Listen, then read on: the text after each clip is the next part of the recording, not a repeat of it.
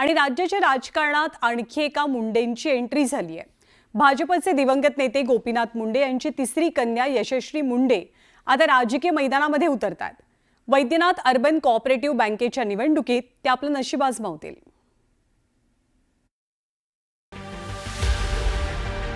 आधी पंकजा मुंडे, मग प्रीतम मुंडे आणि आता यशश्री मुंडे।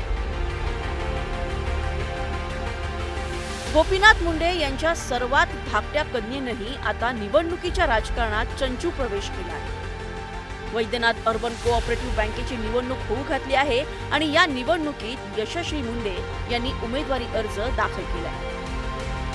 यशश्री मुंडे या पेशानं वकील आहे। अमेरिकेतील कार्नेल विद्यापीठानं प्रॉमिसिंग आशियाई स्टुडंट म्हणून त्यांचा गौरवही केला आहे। अतिशय उच्च शिक्षित असलेल्या आणि कायद्याच्या पदवी घेतलेल्या यशस्वीताई मुंडे यांनी या बँकेच्या निवडणुकीसाठी आपला सहभाग नोंदवला आहे। निश्चित त्या संचालकपदी त्या ठिकाणी निवडून तर येतीलच, परंतु त्यांच्या या शिक्षणाचा फायदा आणि कायद्याच्या पदवीचा फायदा निश्चित बँकेला झाल्याशिवाय राहणार नाही। खरं तर मुंडे कुटुंबातील चौथी व्यक्ती आता राजकारणात उतरली आहे। गोपीनाथ मुंडेंच्या हयातीत 2009 मध्ये पंकजा मुंडेंनी परळी विधानसभा लढवली होती, पण तिथेच मुंडे कुटुंबात सत्ता संघर्षाला सुरुवात झाली।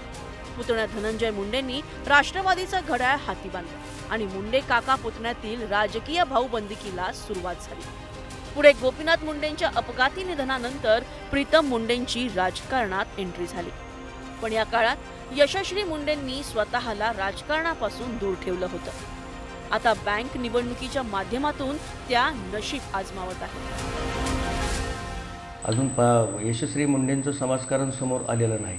जोपर्यंत यशस्वी मुंडे समाजकारणाला किती महत्त्व देतात हे महाराष्ट्राच्या समोर येत नाही, तोपर्यंत यशस्वीचं राजकारण किती यशस्वी असेल किंवा ते राजकारण प्रभावी असेल का हे आपल्याला म्हणता येणार नाही।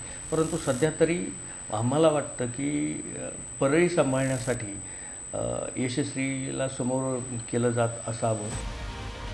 अलीकडच्या काळात यशश्री मुंडेंच्या राजकारणातील प्रवेशाची चर्चा रंगली होती। त्यामागचं कारण म्हणजे गेल्या 2 दसरा मेळाव्यांच्या मंचावर यशश्री मुंडे पहिल्यांदा पाहायला मिळाल्या होत्या। आता वैद्यनाथ अर्बन कोऑपरेटिव्ह बँक निवडणुकीत त्यांना यश मिळणार का, हे 12 ऑगस्टला मतमोजणीनंतर स्पष्ट होईल। सुरेश जाधव, न्यूज 18 लोकमत, बीड।